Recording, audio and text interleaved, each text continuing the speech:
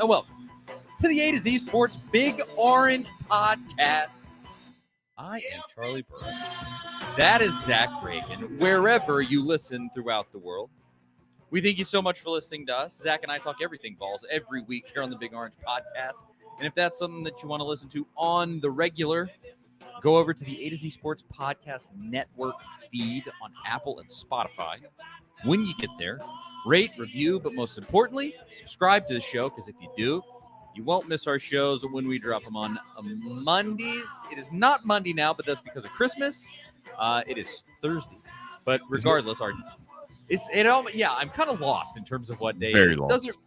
Doesn't really matter because New Year still has to hit. But regardless, it is actually a Thursday. For anybody that maybe has like a job they were supposed to go to. By the way, it's still the middle of the week. You might want to check your days there.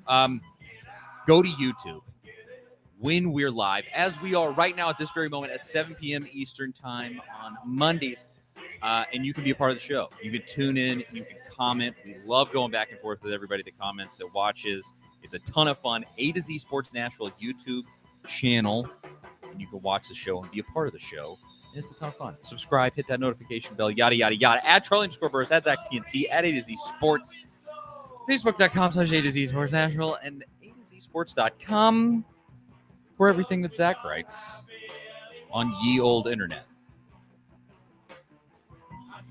Man, we put this show off until Thursday just because that's the way stuff fell. I just had stuff to do until now with the holiday and all the traveling and everything that you got to do. It's everybody knows. We all do it. And the timing could not have been more perfect because yesterday, around 10 a.m. on would have been the December 27th, we got the news that everyone has been waiting for. It is the Nico Iamaleava era at Tennessee. He will be your starting quarterback in the Citrus Bowl. Obviously, we're going to cover all of that tonight. What's up, Zach? Man, I didn't think we'd actually be talking about this a couple of days really before the bowl game. I'd resign. Even when it started trending this way over the last few days before Christmas, around Christmas, and I still was like, I don't know, this feels like a setup. It doesn't feel real. Like we're gonna have the rug pulled out from under us. But here we are. It's exciting. We're gonna all be watching this bowl game anyway, but it just took everything up a few notches, I feel like, knowing that we're finally going to get to see Nico in that starting role and see him as the guy out there leading the team. I'm excited to see him in that role just as much as I am to see kind of what he does on the field. Yeah, it's just, it ratcheted everything up 10 levels as far as this bowl game goes, because I think a lot of people were just kind of like, well, it's Iowa. It's probably going to be a boring game. And the score, if Tennessee wins, the score is going to be like 19-16, something atrocious like that. And so, there wasn't a ton of excitement. And then suddenly the Nico era is here. It is his time. Well, let's honestly, let's go ahead. Let's get into it because that is going to be the full thrust of the show. Obviously, Nico. Maybe let's talk about the defense some, because the defense is going to be a completely new look. Let's just preview the bowl game in full. Maybe we'll talk about the college football playoff too, and kind of what's going on there and what we think might unfold. And we'll talk about it all right after I tell you about our first great sponsor, and that is BetterHelp. If you are a Tennessee fan like myself and Zach, you know how many years the Big Orange have shaved off your life with the emotional roller coaster of college sports. Or maybe the roller coaster of life is messing with your happiness, preventing you from achieving your goals, regardless if you have a clinical mental health issue like depression or anxiety, or if you're just a human being going through a hard time. Therapy can give you the tools to approach your life in a different way. And that is where BetterHelp comes into play. BetterHelp's mission is to make therapy more affordable and more accessible. And this is an important mission because finding a therapist can be hard, especially when you're limited to just the options in your area. BetterHelp's platform makes finding a therapist easier because it is online and remote, and BetterHelp can match you to a professional therapist in as little as a few days. Plus, with our link, betterhelp.com/ATOZsports, you get 10% off your first month. So see a therapist, because maintaining your mental health is just as important as maintaining your physical health. So this football season, check out betterhelp.com/ATOZ Sports, ATOZSPORTS, and save 10% on your first month with BetterHelp. Big thank you to them. I got a graphic this week for BetterHelp. So that's nice. I was missing one last week. So, as I said, on Wednesday, 10 a.m., there wasn't the announcement that it's Nico time in Tennessee. It was first the announcement that Joe Milton and his time at Tennessee was coming to a close. He was going to be opting out of the bowl game. And that's kind of the thing that makes this a little awkward. Let's be completely honest here. And I think most Tennessee fans, this is the feeling. You watched Joe Milton this entire year, and you went, thank you for your service. That could have been better. Yeah, hey, I wish I really like you a lot. Joe's great. He's super loyal to Tennessee. That's amazing. I wish he was better playing quarterback for Tennessee. Like, it's this kind of like weird mixed feeling around Joe where you didn't feel like the offense was being completely maximized. While at the same time, you look at him and you look at what he meant to Tennessee and you go like, what an awesome guy. Genuinely, 100%. It's this weird conflicting feeling because he has been so loyal and sat behind Hendon. Got his spot taken by Hendon, sat behind Hendon, put in his time, finally got that starting spot. And then for this season, was it terrible, off the tracks bad? Absolutely not. He won 8 games. It was one of the better seasons of the last 15 years for Tennessee football. Let's put that into perspective. But it wasn't Hendon Hooker. And it just, you had that expectation in your mind. Joe has this crazy physical ability, and it never got there. And by the time this bowl game rolled around, that Joe got you to, I mean, obviously he was a part of getting to the Citrus Bowl. Just, all of the fans were just kind of like, let's move on. And you have to wonder, this is kind of a different conversation, but you have to wonder, was the staff also in that group too, kind of being like, yeah, maybe we need to scoot right along and get to the Nico era. I don't know, but that is what came first. I don't know if you have thoughts on Joe there before we dive into Nico here, but that was the precursor to Nico. Yeah, I mean, the more I thought about it, the more I felt like it was the obvious choice for him to make, before he made his decision. And even then, my gut thought that he was not going to opt out. I thought he would play just because of, kind of the way he's carried himself at Tennessee and what Florida means to him. But from a business standpoint, I think we talked about this a little last week. His best chance to get drafted or to shoot up in the draft a little bit, maybe to the middle rounds, is to have an incredible combine. He has the physical abilities. Go out there and run. Wow with your throws and all the physical parts of the combine. Let these teams meet with you, get to know you. All that stuff is just too much to risk for a bowl game against Iowa, where even if you play well against their defense, it's not like, I really didn't think he was going to help or hurt his draft stock in this game against Iowa. If he doesn't play great, I mean, it's one of the best defenses in the country. Yeah, even if you have a great game, it's like, okay, where there's still all these questions from in the season about your development and all this. So the combine was always kind of the best path forward for him. I don't think the staff was in his ear necessarily. I mean, Josh Heupel said this week that, early on they thought Joe was going to play in the Citrus Bowl. I think they were going to let him have that. I don't think they're sad that this is the way it's happening. I know there's personal relationships there, of course, but I think for the program to move forward, especially into next season, this is an important game for Nico to start. You don't want him starting kind of from day one next season with his first career start. A couple weeks before you play NC State, a Power 5 team, and then get into the SEC schedule. It just makes more sense for him to start in this game. So it's the scenario that makes the most sense for everybody involved, I think. And most of the time it feels like that's not what happens, especially with Tennessee football. So it's kind of nice to see these things kind of falling into place as they should. I mean, this is what winning programs do. It's kind of how they handle their business. You see tons of true freshmen, redshirt freshmen starting in some of these bowl games, getting a head start on next season. Tennessee would just be falling behind if they didn't kind of follow that trend. Yeah, it's kind of the best of all worlds, I think, because Joe, I don't want to say he saves face, it would have been completely fine for him to play in this bowl game, and it would have been understandable in his hometown, and all of these things where he could have finished out his career. But you also look back, and that Vanderbilt game is probably the best game of his career, and he can go out on that and say that was my time. It was senior day. I played the best game of my career. Peace out, please and thank you. And that can be it. And it kind of wraps his time up nicely. Like I said, winning this game would not have gotten fans to be like, Joe's the best. Like it wouldn't have flipped any opinion there. It all, to your point, it would not have flipped NFL opinions. I don't think it would have just kind of been a moot point as far as he goes. It would have just been like, oh, that was a nice bowl win. That's good. And that would have been about it if Joe had chosen to play. I'm with you. I was like, the fact that Joe was going to opt out of his bowl game, specifically because it was in his hometown, I really thought he was going to play. And it kind of surprises me there. But I got to think, for being completely honest, Josh Heupel, when Joe made this decision, I just feel like Heupel had to just be like, oh, thank goodness.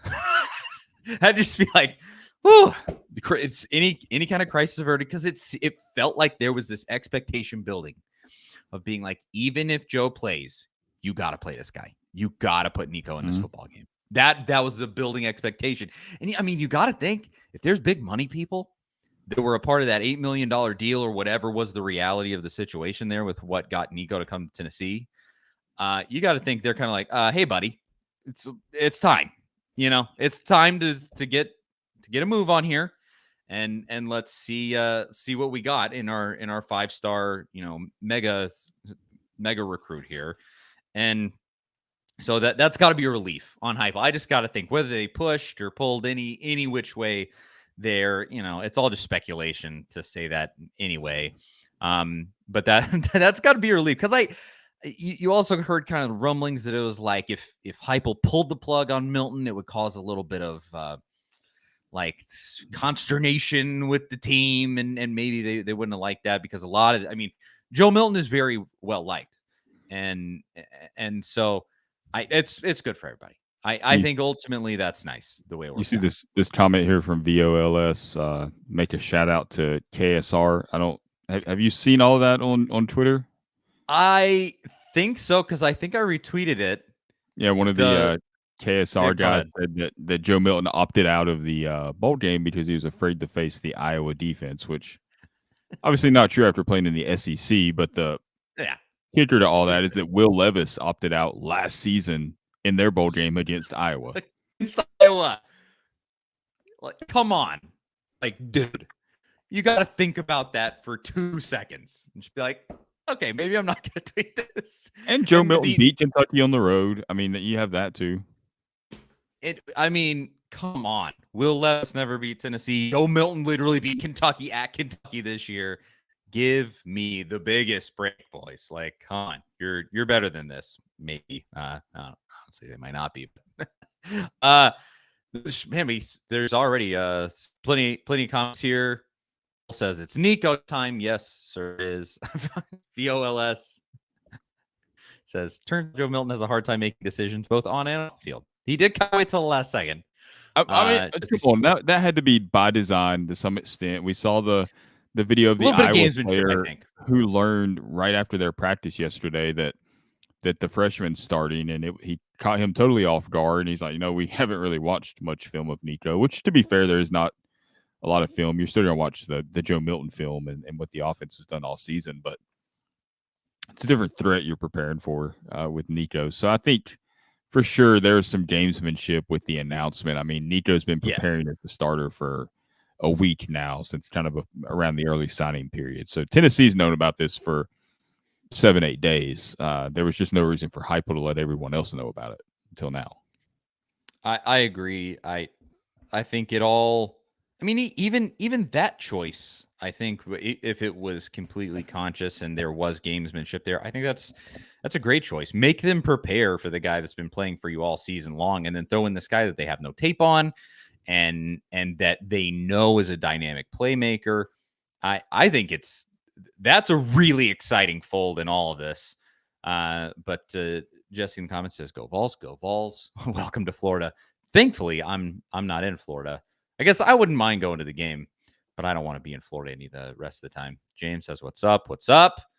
And then I wanted to get to this one. Charles, he says, "We're going to see how good Nico is. He will be going against the second-ranked defense in Iowa." So here's the thing to talk about with Nico. So obviously it is his time, the $8 million man or whatever actually happened there. And Joe passes the torch. He's been learning under Joe. He mentioned that in his press conference. They let Nico do a media session, and he really emphasized that he has Joe kind of brought him under his wing and has been working with Nico. And you got to think he has been with this team. If I'm thinking correctly, correct me if I'm wrong here, Zach, since last set of bowl practices. Before the Orange Bowl last year. Yeah. Yes, he was in those bowl practices. A sophomore at this point.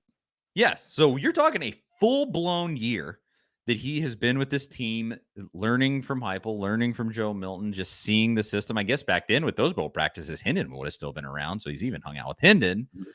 And so I look at this setup, and it's really a win all the way around. Because if he goes out there and he puts up a little bit of a flop of a game, just isn't that good, maybe throws multiple interceptions or something and just isn't super sharp, you can go, hey, first start ever. And that might be a little bit of meltdown mode from the hysterical people.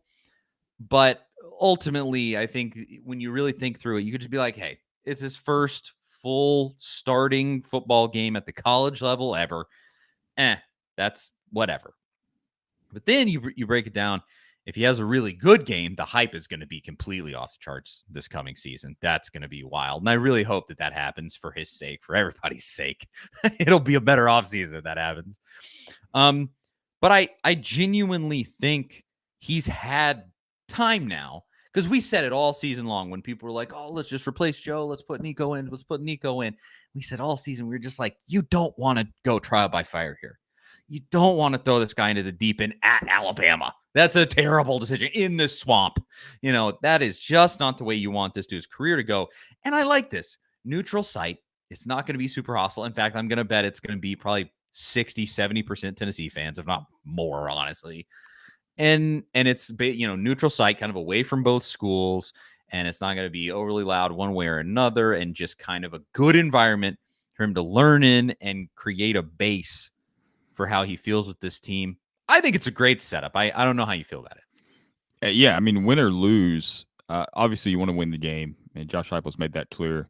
It's going to take everybody on that field, not just Nico, because you're going to have a lot of young players playing at some positions, running back.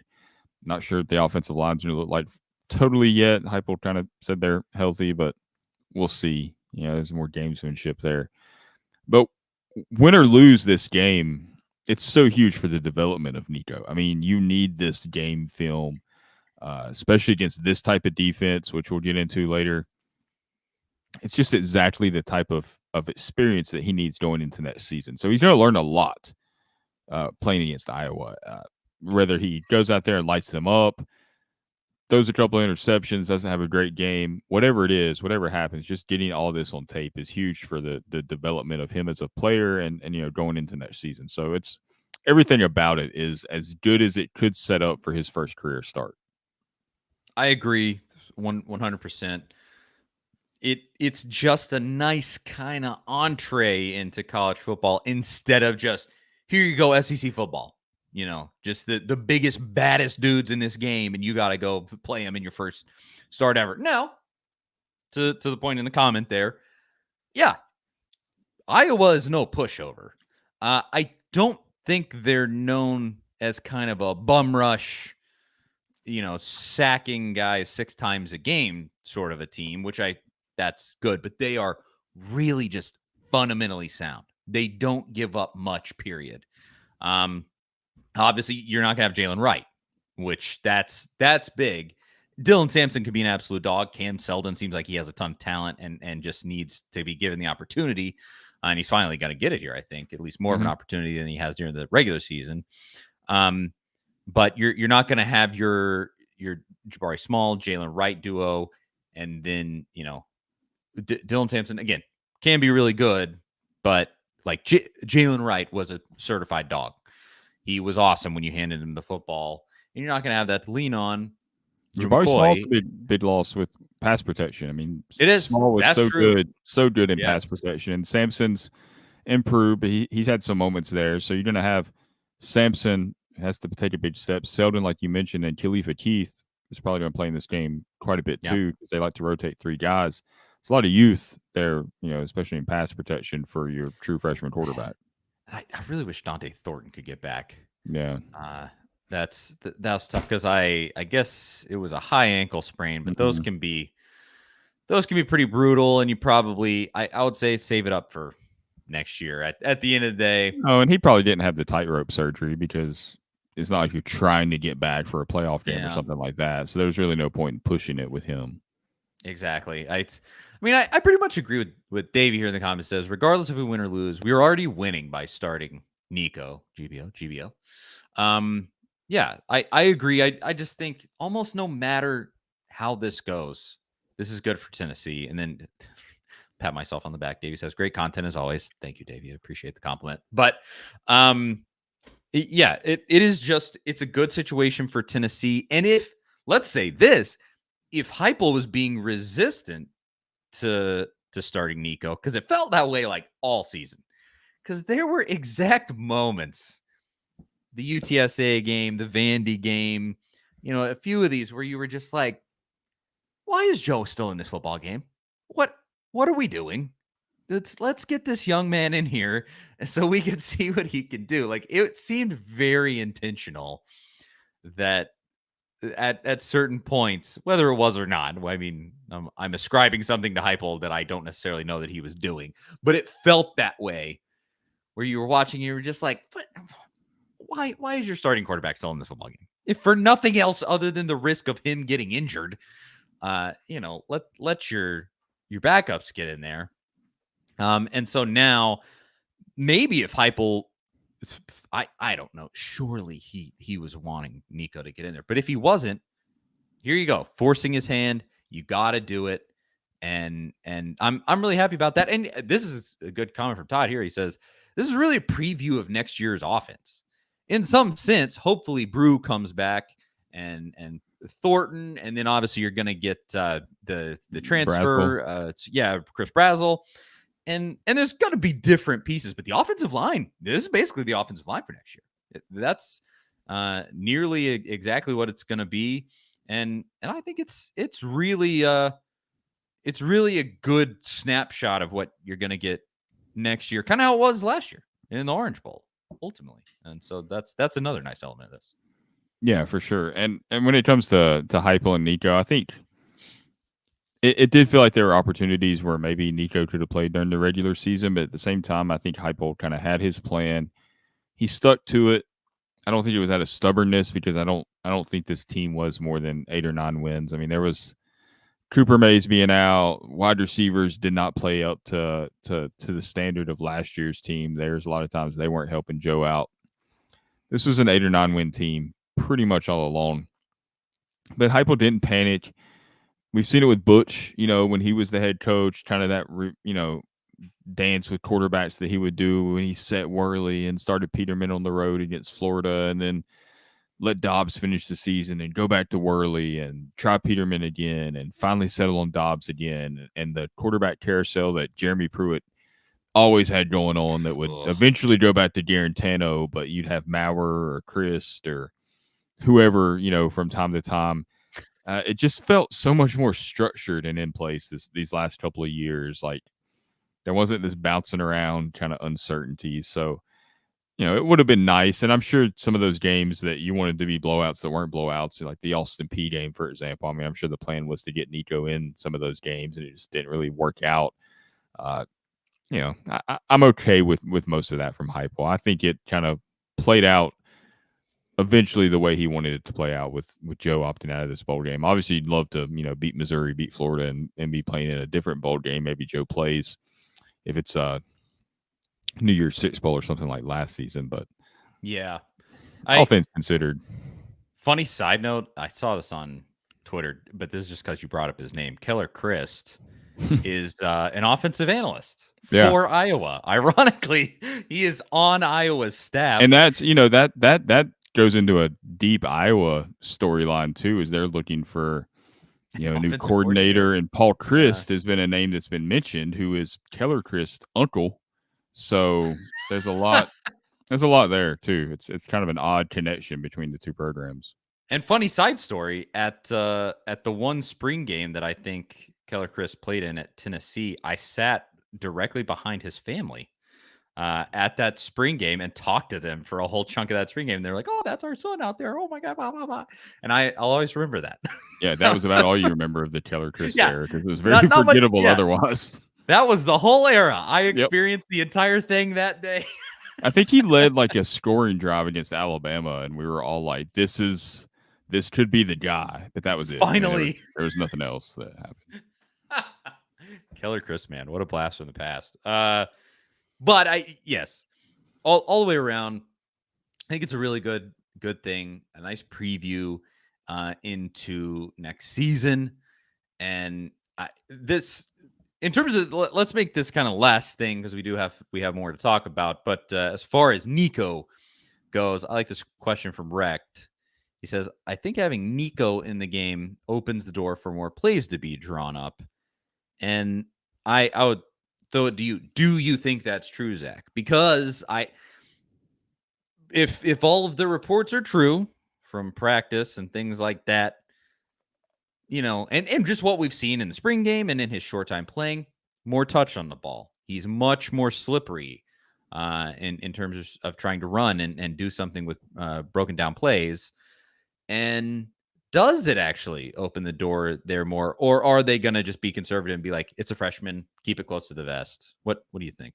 I think that, do you want to get into a conversation here about the defense? Right after this. Yeah. Well, this kind of plays into that whole conversation. So let's save that for the defensive talk here coming up. Well, because it's a whole encompassing answer, and it's kind of hard to talk about without getting into Iowa's defense.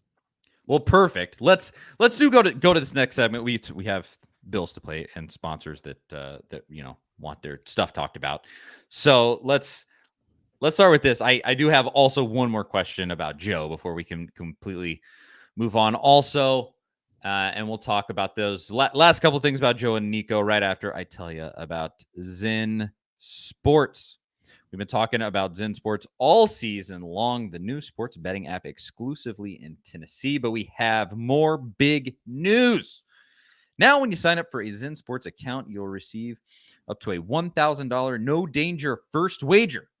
That's right. When you place your first bet in ZenSports, you can be reimbursed for the amount of your bet up to a $1,000 maximum if the bet loses. But there's even more good news. ZenSports has their new VIP rewards program.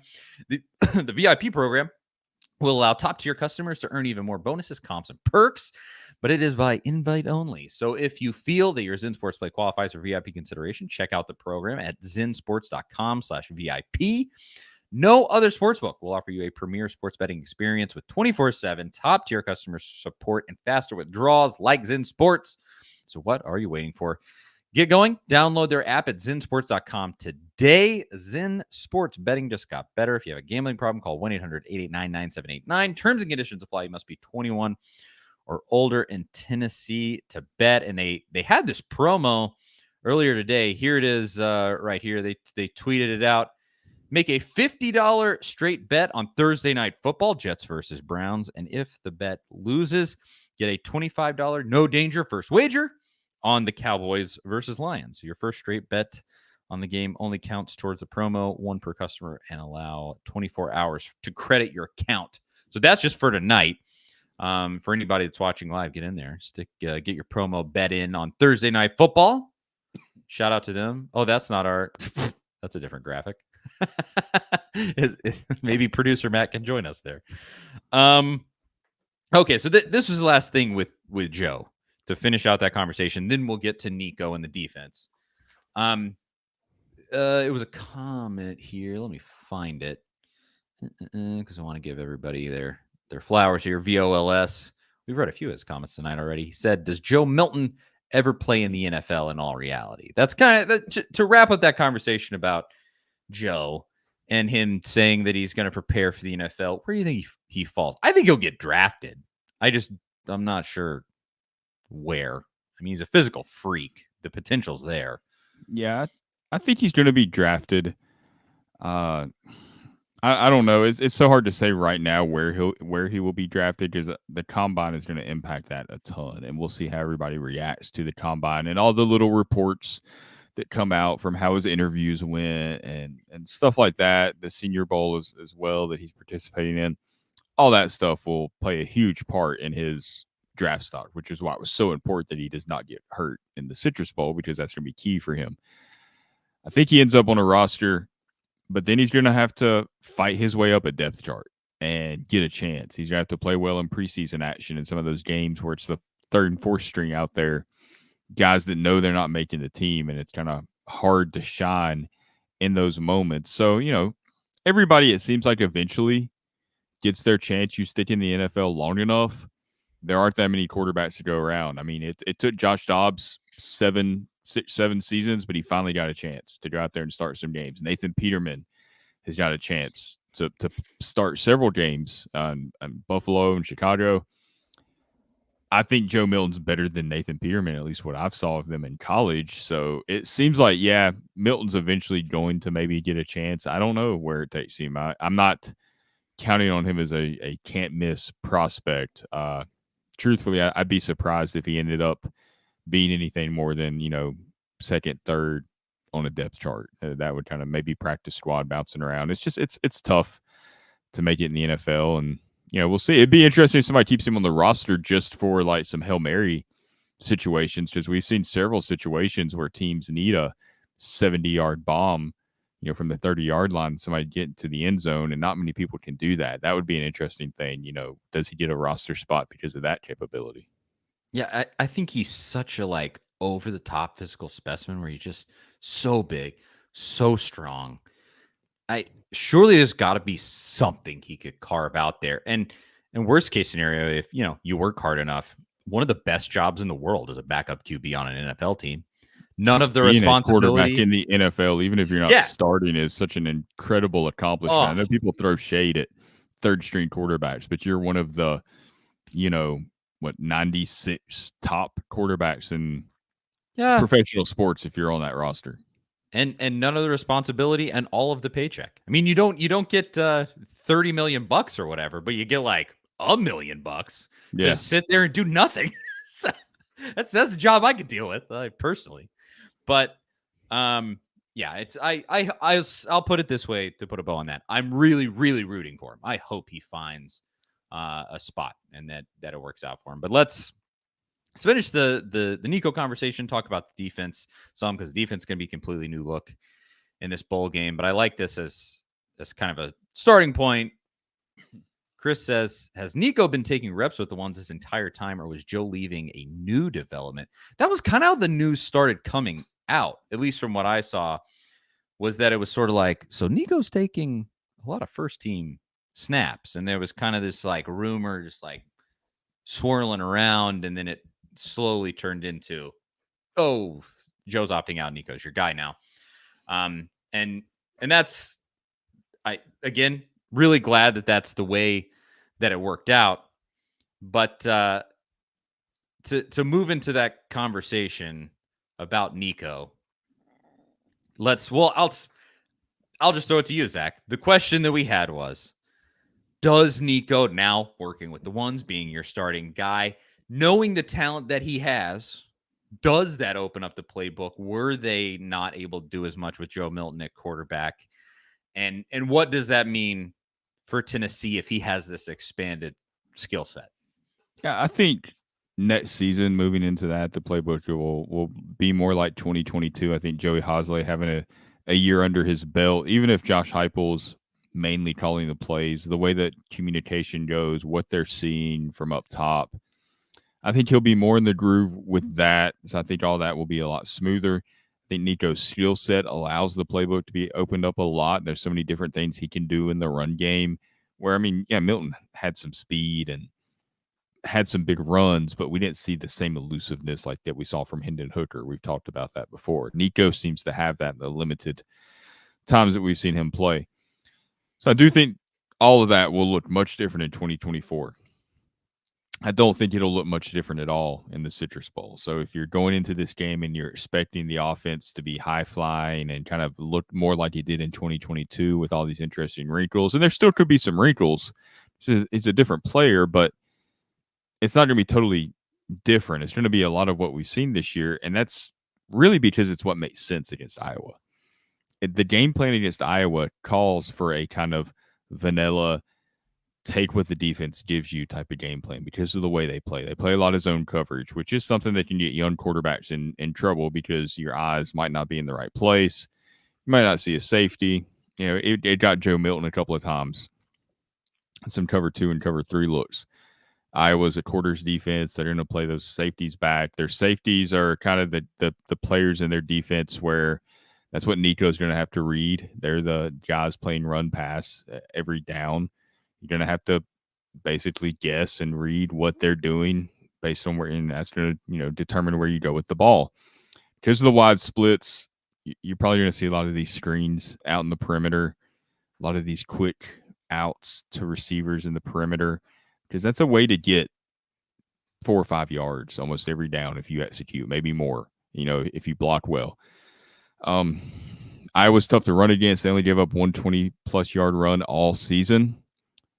Tennessee, the way they spread it out, will have a better chance to do that. But I think throwing those passes out to the perimeter, you kind of keep Nico out of trouble there.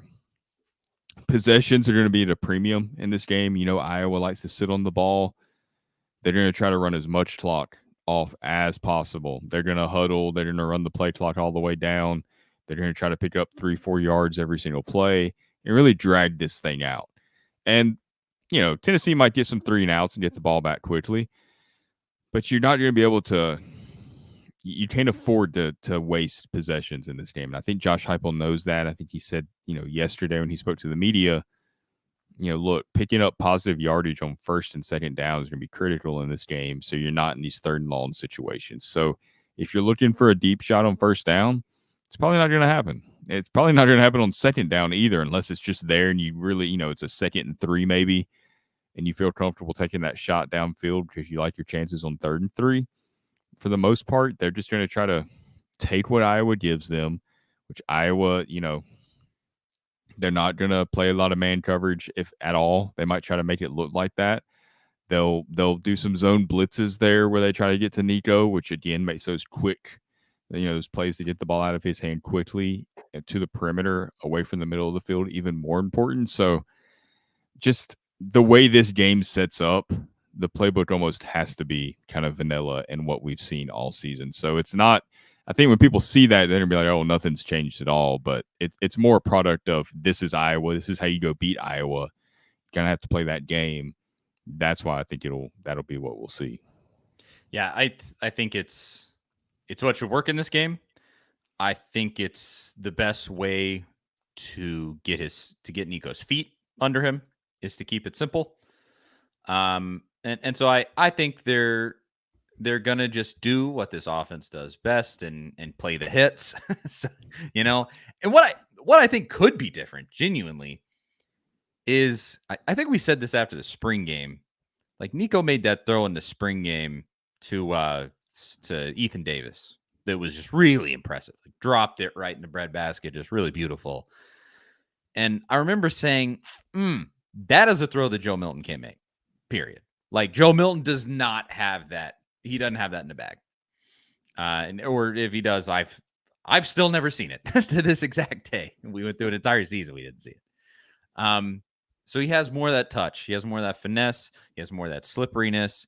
I think you could see the offense, they may not be opening up the playbook, but you could see the offense be smoother. You could see passes go better, have better outcomes than they would have with Joe kind of, throwing rockets in there. And so I think that is a very real possibility. And so hopefully that happens. But Iowa's defense is very, very solid. Top 5 in all of college football. Really good. Now we can move to the defense here off of Nico talk. Their offense Iowa's offense is very literally the worst in all of college football, 240 yards a game. To put that into perspective, I was just looking at it. I think the second worst, they are the worst. The second worst was like 260 yards a game. So the second worst is 20 yards per game better than Iowa's offense. Insane. Insanely bad. Their scoring offense, fourth worst in all of college football, 16.6 points per game. Tennessee averaged like 32 this year. With Joe, with the kind of stunted version of the offense that it had to play this season without those receivers, with Joe at quarterback, like 32-ish points a game, I think it was something like that. They're scoring 16.6. You're winning, yeah, in my personal opinion, you're winning this game with 17 points. I not, and that's not just to say that's, oh, well, they're going to only score their average. I think I was probably only going to score like 10 points. They're probably not going to score 16. Like when I just look, Tennessee's defense, your defensive line is essentially going to be your defensive line from the season. That's your strength on your defense. Your secondary, and there have been questions about this, I think multiple questions in the comments here. Your secondary for Tennessee, yeah. The offense for Iowa is absolutely just completely atrocious. I mean, where they even sit with passing on offense? Let's see. Fourth worst passing offense, 123 yards a game. How many? Let's see. Is that nine passing touchdowns all season long? So they're not exactly going to throw all over you. Could be a good day to get those young DBs a shot, kind of like with Nico. It kind of feels like this game's a nice entrance into college football. Ricky Gibson, he needs these reps, and maybe Iowa's a good team to start against because it's not like they're going to throw all over them. I'm interested to see how it goes. Obviously, how Nico fares, but how well can Tennessee's defense shut down this offense? Because it seems like you should maybe be ashamed if Iowa scores like 14 points on you. Yeah, I mean, if you give up more than 14 points in this game, that's a colossal failure by a lot of people. And it does start at the defensive line. I mean, that's if they can get some pressure, and that's going to be tough against, an Iowa offensive line. I'm sure half of those dudes will be in the NFL, right guard for the Patriots or something in a couple of years. They're not going to try to keep up with Tennessee. They don't want this game to be a shootout. They're not going to change who they are. That's just not in Kirk Ferentz's DNA. I mean, he is who he is, and they're hiring a new offensive coordinator. They don't want to change anything about the offense. I think it's just pressure to not have his son as the offensive coordinator is one of the reasons. And I think he has had some other stuff off the field, whatever. They're going to always be this way under him. So this isn't going to be a game where they're like, oh, we're going to target Tennessee's young cornerbacks and try to, create some explosive plays in the pass game. That's just not who they want to be. They want to bleed as much clock as possible so that, even when their offense operates well, they're not going to score more than 20-some points because there's just not enough time for them to score that many points as long as it takes them to score. So it's really – it gets to where it's these limited possessions, and your defense has to try to stay off the field mainly to get your offense back on the field. I mean, because that's where you're going to do your damage. So you're trying to stop them from scoring, but mainly you're just trying to get the ball back for your offense. Absolutely. You gotta maximize every opportunity if you're the offense. Obviously, because even against this horrid Iowa offense, your defense will get worn down. If they have to be on the field for, 80 plays, they're going to, will Iowa even run 80 plays a game? I don't know. But if they have to be on the field for a crazy amount of time, that's not good. That's not going to happen. Or it's not going to turn out well for Tennessee. So, probably Luman saying don't block my comments. It's going to wear us down like Luman is here. Yeah, it's exactly Luman. Your comments aren't blocked. I mean, it's just I see a lot of them. Just a lot of them. You're harassing Tennessee fans, and a lot of them. So I mean, I don't know what you want me to do, Luman. Stop being a Vandy fan. There's your Nobody likes solution. them. Yeah, he said he hit the dislike button. Listen here, Lou, man. What am I supposed to do? Anywho, go listen to a Vandy show. But yeah, you'll get worn down, and even against this garbage dump offense, that's gonna happen.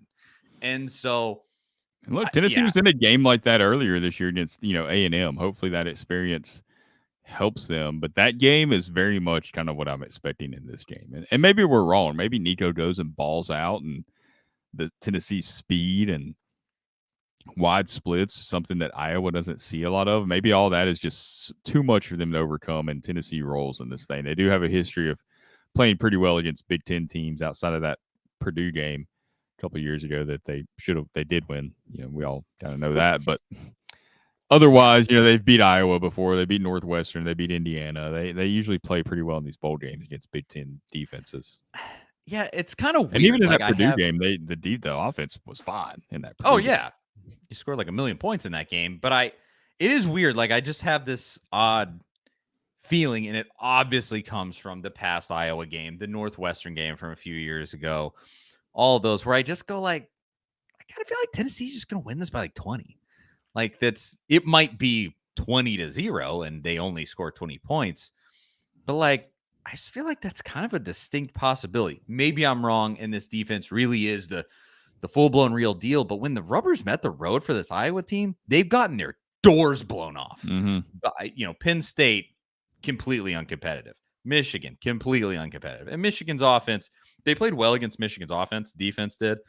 But, I mean, it's not like Michigan's offense is some crazy world beater. They win with defense. Yeah. So, I don't know.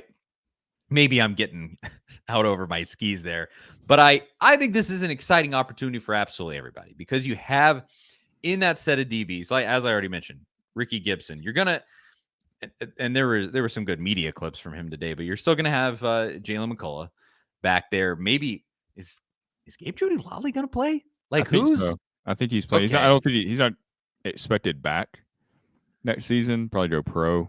But I think he is playing in this game. And let's see.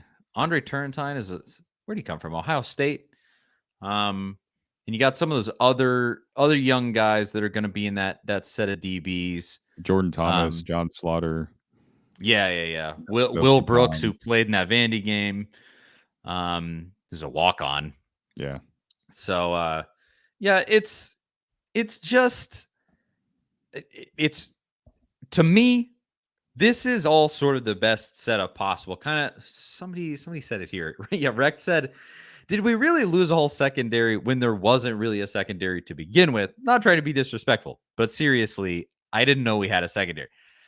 We kind of said that when all of those dudes started transferring out, and it kind of feels that way with Joe Milton opting out of this game, where you went like, maybe it's good that this is kind of being forced on everybody, because a lot of people said all season long, we were like, these young guys can't be better than this in your defensive backfield.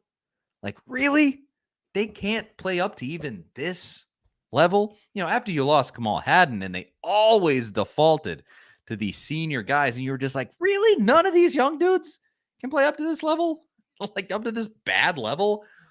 And so now it's being forced on everybody. Nico is going to be in the spotlight at quarterback. These young dudes are going to be in at DB with the guidance of Jalen McCullough, who's been around for 45 years at Tennessee. I think it's a good setup, and it's a good barometer, because Lord knows Iowa's offense is not going to exactly put up a big time fight. At least they shouldn't. Again, if they do, maybe we need to have a talk with Tim Banks. But it's a good opportunity all the way around. But anything else before we get to the final, the preview of the game, Zach?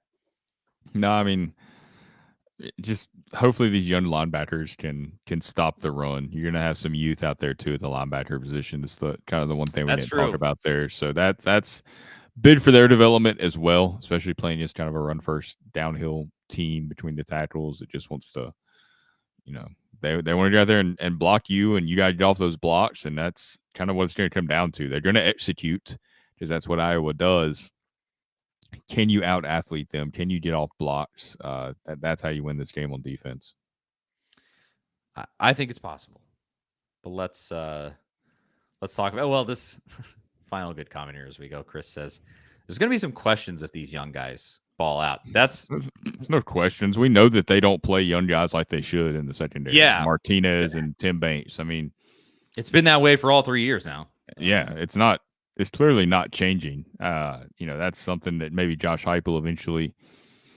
It's like, hey, what are we doing here? We're letting guys just languish on the bench, and then as a transfer portal, NIL deals, you keep on doing that, and you're not going to keep these young guys around because they're going to see the writing on the wall because it is Tim Banks' reputation. No, we'll go somewhere else where we can play as freshmen and sophomores. Yeah, well, hopefully they do all play. There's true freshman cornerbacks out there that play and play a lot. I mean, it's not just unheard of anymore. It used to be, but they can come in and make an impact, especially as early as they enroll now when they're almost in the program for an entire year because they show up at bowl game practices. Yeah, these dudes should be, I don't want to say 100% ready, but they should be prepared. They've been around long enough at this point, even if they weren't early enrollees last year. They've still been around for a minute here, almost a year. So, yeah, we'll see how they play. Now let's talk about it. How this game really might go. We'll give our predictions of this. We're going to give our predictions for the playoff too, as much as it kind of pisses me off that we have to talk about the fact that Alabama's in the playoff when they didn't deserve it. But, yeah, let's cover that right after I tell you about Farm Bureau Health Plans. Farm Bureau Health Plans have been serving Tennesseans for over 75 years. Much has changed in Tennessee over the years, but some has stayed the same. Farm Bureau Health Plans has always valued personal relationships, especially when it comes to good health and good service. Plan on Farm Bureau Health Plans for health, dental, and vision. For better coverage, better rates, and better service, go to fbhp.com/ATOZ or walk into one of their 200 plus locations across the state of Tennessee. That is fbhp.com/ATOZ. Farm Bureau Health Plans. Big shout out to them. Now, for this game, Iowa, offense bad, defense good. Tennessee, offense not totally sure with Nico, but was mediocre kind of this entire season. Defense bad. Defense not bad. Defensive line good. Defensive backs kind of like with Nico. We'll see. Potentially bad, potentially decent. So it's an interesting matchup. Obviously, now I think a lot more people are excited about this game now with Nico playing. How we've been touching on it already, Zach, but how do you see this game going?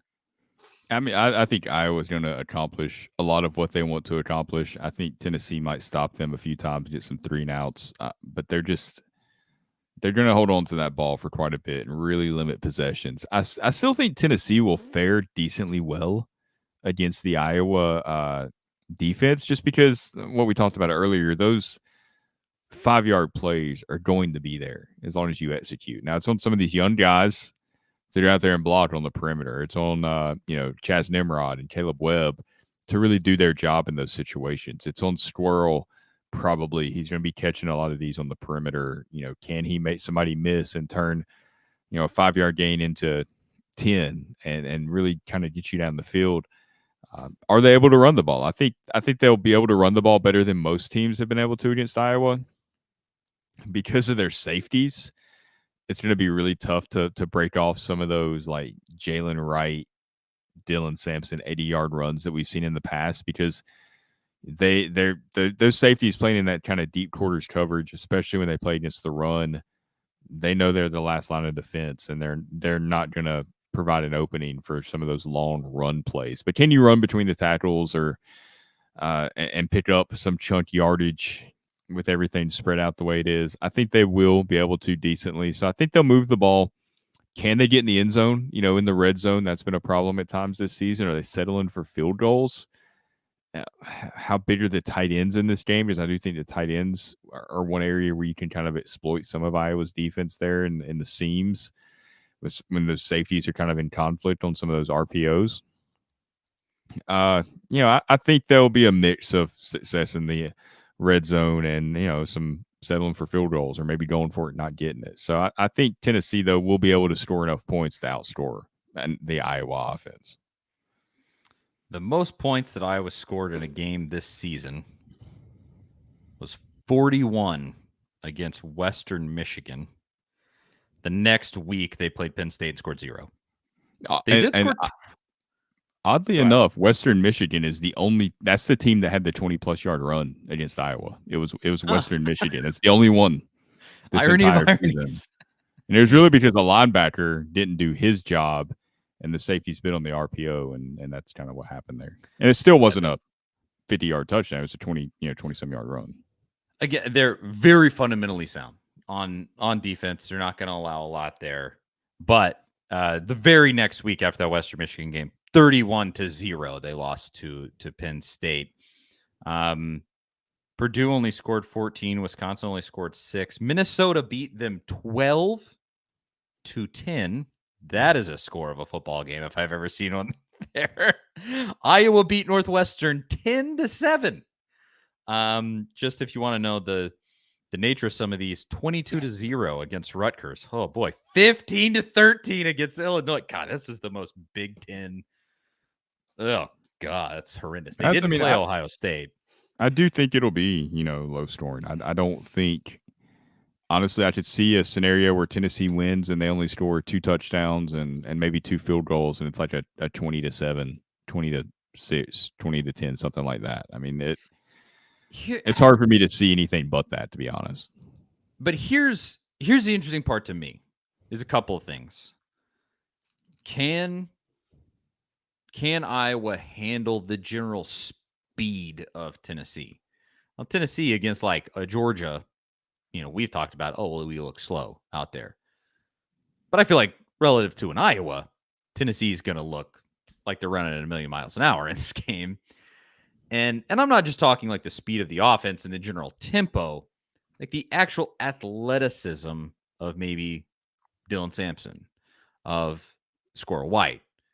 And on defense, can they handle the aggression of a James Pierce? Something like that. And how do those matchups play out? Well, we actually have an Iowa fan here. This is good. This is what I always want in these, and they never. He says UT won't get 300 yards of offense in this game. Iowa's defense is a different animal, so that's what I really want to suss out. Is it really a different animal? Because I look at it, and when Iowa played teams with a pulse, they got their doors blown off. So I'm not exactly just like full blown convinced that Iowa is just going to put the clamps on Tennessee. Oh, it's over. Penn State's offense this year was not amazing. And they scored 31 on Iowa. No, it was at Penn State. Yeah, it's a really tough place to play. And they had the vaunted Drew Aller at quarterback, who we all heard about all season long, right? I mean, I look at that and I look at the Michigan game. Those were the two, classic Big Ten. Oh, well, you only played like one good game all season long. That's every decent Big Ten. They play like one good game all year. And the 1 or 2 good games you played, they got destroyed. So I don't know. I remember having this conversation because I was on the radio back in the first time when they played Iowa. And we kind of had these similar discussions where it was like, Iowa's ranked higher and they've won more games than Tennessee, but it just kind of feels like Tennessee's going to win by like 10. And then ultimately Tennessee won by like 40 in that game, if I'm thinking right. But I have a similar feeling here. Like, it's just never a great matchup for the Big Ten against the SEC. Anomalies happen all the time in college football, but Tennessee, even with Nico starting and the outlier that was, the line went from Tennessee as a 9-point favorite, 8.5-point favorite, down to 6, something like that. So Tennessee's still favored. I'm not sure. Maybe I'm off base there. Am I looking through orange colored glasses, Zach? I think a lot of it is just the whole, to use like a a butch term, it's complementary football. Really, is what Iowa does. So it's not just the defense; it's the way the offense plays. It's the fact that they're so fundamentally sound and they're so determined to not give up these big plays. That's why I think that's the one area where Nico could maybe get into some trouble, especially on some of these zone blitz looks. If he tries to throw over the middle of the field on some of these intermediate routes, I think Iowa that they could do some damage there. They love to keep their eyes on the quarterback. So if you're throwing kind of those intermediate routes, they have a they have a tendency to kind of sneak up on quarterbacks. If they can break something over the top, I think Nico can throw downfield without much fear as long as he doesn't underthrow. If he does underthrow, the Iowa DBs do look for the ball. They're not going to be one of these that they're just trying to, keep their head forward and block the pass. They will look for the ball. They will intercept it. So as long as you don't underthrow it, you should be okay.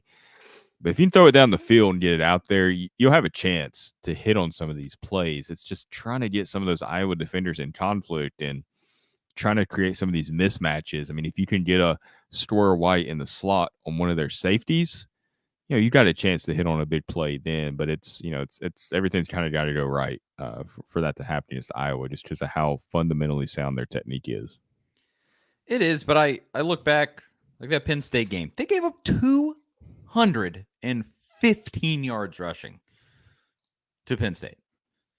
And they gave up 182 yards through the air and 4 touchdowns to Drew Aller. Again, the vaunted Drew Aller, who, wasn't exactly a standout all season. So I'm probably looking through orange-colored glasses. Clearly, this Iowa fan in the comments thinks so. He's having a good laugh over the fact that C.J. Beathard was the quarterback of that game, but it just feels similar. It just does. I don't know. I was there back then. I'm here now. It's a similar feeling, and I'm not sure exactly how to shake it. But that's it. Just is what it is. Maybe we're dumb, and this guy can come brag during the post game to me and Jonathan Crompton. I don't know. Just for his reference, we'll be back halftime post game of the bowl game. Myself, Jonathan Crompton, former Vols quarterback.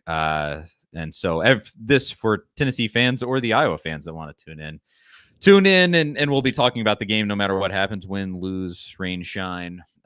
We'll be on there at halftime, post game here on the A to Z Sports Nashville YouTube channel. Tune in to watch that. But I just have that feeling. So let's predict this game. But let's not only predict this game, let's also predict the college football playoff here to end things off, and then we'll reconvene after the new year and after this game happens, Zach. And yeah, we'll get right to it here with these predictions right after, as always, I tell you about Rattle and Snap Tennessee whiskey. Nothing goes better with a Tennessee sports victory like the one that the Vols will have in the Citrus Bowl than a great whiskey. And I'm talking specifically about Rattle and Snap Tennessee Select Straight Whiskey. Log Still Distillery has a Tennessee whiskey product line called Rattle and Snap. It's a whiskey for those who make their own luck. There's a 4-year and an 8-year version, and we've had both on the show, shown both on this show. Obviously, I've had whole bottles of both across many sittings, not in one sitting, either of those, but still great bottles of whiskey. They go great in cocktails, and also they're awesome just to drink neat in a glass. You can find Rattle and Snap in stores across the state of Tennessee, but they're also available in Kentucky, Indiana, and Mississippi. Run! Don't walk to get Rattle and Snap whiskey for those Tennessee sports victories. Again, to get it before the Citrus Bowl. You're going to need it after Tennessee wins this one. Follow them on Instagram at Rattle and Snap Whiskey. Huge shout out to Rattle and Snap. They are the best whiskey around. Been with the show for a long time at this point. I'll throw it to you, Zach. We fleshed it out. It's going to be a hard-fought, probably low-scoring game. How are you feeling? What's your prediction? Yeah, I think Tennessee wins this game. I think it's kind of like the way I described it. Not a lot of points, but I think they're going to outscore Iowa. They'll have to kick a few field goals in the red zone. They'll stall out some drives. I think Tennessee wins, like I said, 20-7. That's what I would have. I like it. I like it a lot. I'm probably going to be pretty similar. I'll say Tennessee finds a way to get to 24. I just like the outlier of Nico. Do I think that Nico is going to pop off and have an otherworldly game? I don't. But to your earlier point, I think this just sets up well where he can play the hits, as I said, lots of screen passes, be his slippery self, making something out of nothing, and hand the ball off to the incredibly dynamic Dylan Sampson. And I think Tennessee is going to have a nice little game here. And, it's probably going to just be 300-ish yards of total offense, I would guess. But it's enough. And I'll say, Chris says 24-10 in the comments here. I'm probably something like that. I'll say 24-13. I'll give Iowa 3 more points. We're on the edge of needing to have a conversation about the defense, but they hold them to 13. I'm a little more optimistic about Iowa's offense, but I'll say 24-13. And relative to Iowa's season, an extremely high scoring game. That would just blast through that over. What even? I wonder what the over under is in this game. 32. I don't know. It's got to be something like that. Let me find here. Oh, I don't have it just up in front of me. Dang it. Oh, I got to put in a verification code. Crap. Well, whatever it is, I'm sure it's low. We had some earlier predictions, man. They were way up here. Chris said 24-10. Daryl says Tennessee by 50. Billy Bob says 24-9. 24 is kind of that magic number, it seems like, for Tennessee predictions. 36.5 is the over under I see here. 36.5. Okay.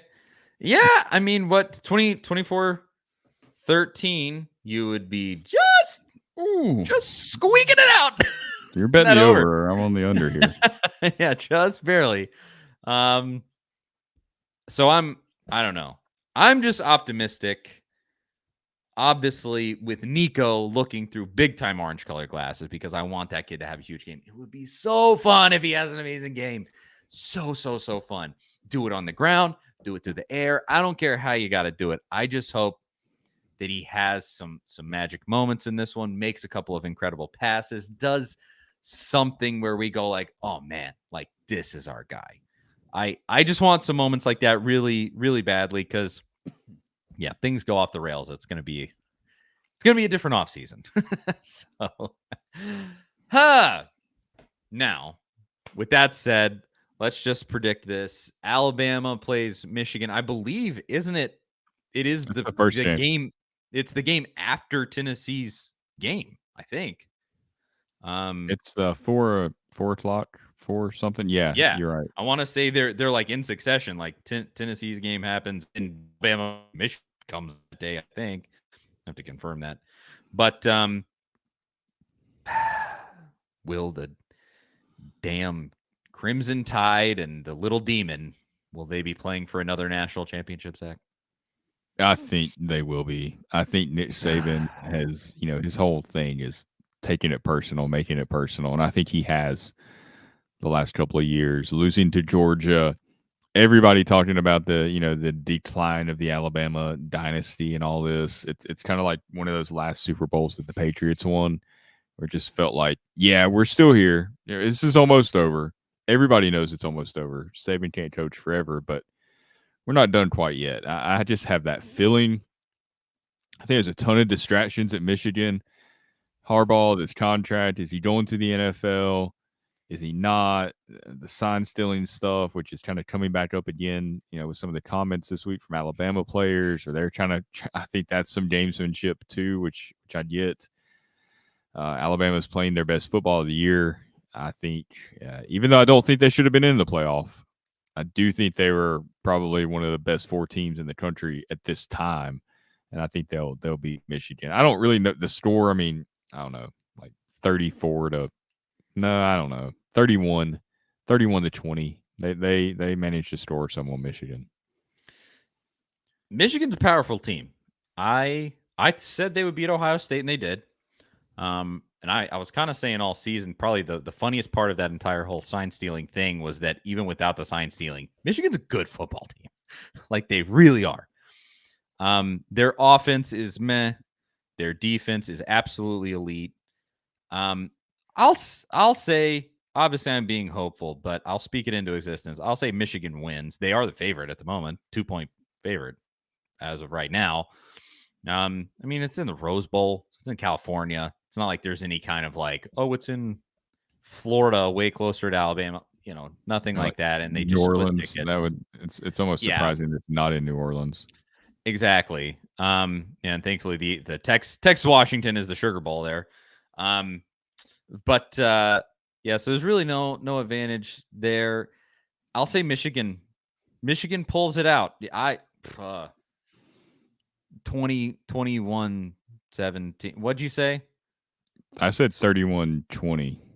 I'll say 21-17. I say it's real low scoring because it's so crazy that Alabama beat Georgia. But when you really break it down, like Alabama nearly lost to a dump Auburn team. Yeah. Well, that game is always weird though. Like it is always just it was at Auburn. I mean, I just look and like Jalen Milroe. Hey, he somehow beat Georgia. But I mean, he's not like the dude. He's talented. He's definitely talented. He's very fast. But still, I just think against that Michigan defense, they bring the heat. And the main thing is Michigan has to find a way to score. And I don't know if that's going to happen. But hopefully they can just run Blake Corum, give that man the football, win that football game. So I'll say that. And then Texas, Washington, to me, the one that I won't watch with seething anger. It'll be a little more fun, but it is the late game, 8:45. That one will probably wrap up around 2 a.m. But who's playing for the national championship? Will Texas truly be back finally? This is I just hope Washington wins because of all these Final Four teams. I think most Tennessee fans are pulling for Washington. You should be. Same. If they win the national championship, that's the team that has the least impact on Tennessee, or really anybody. You don't want Texas, another SEC team, soon to be SEC team, coming into the conference, holding their trophy. Michigan, like, just go away. They're just obnoxious and kind of annoying at this point with Jim Harbaugh, and I don't know. I just don't even like. Nothing against Michigan. I'm just kind of tired of hearing about them. So I hope Washington beats Texas. I do think the offensively, I mean, it's a great offense. It's going to be hard for Texas to stop. Texas is a weird team anyway. I'm not, they beat Alabama when Alabama wasn't as good as they are now. They lost to Oklahoma, who was, I don't think, as good as their record indicated. I'm not totally sold on Texas. And I think they're favored in this game, but I'm just not. They'll have a little home field advantage with the game being in New Orleans, but I think Washington can outscore them. That has the potential to be kind of high scoring, I guess, but I'll still go like Washington 38, Texas 28. Texas is a 4-point favorite.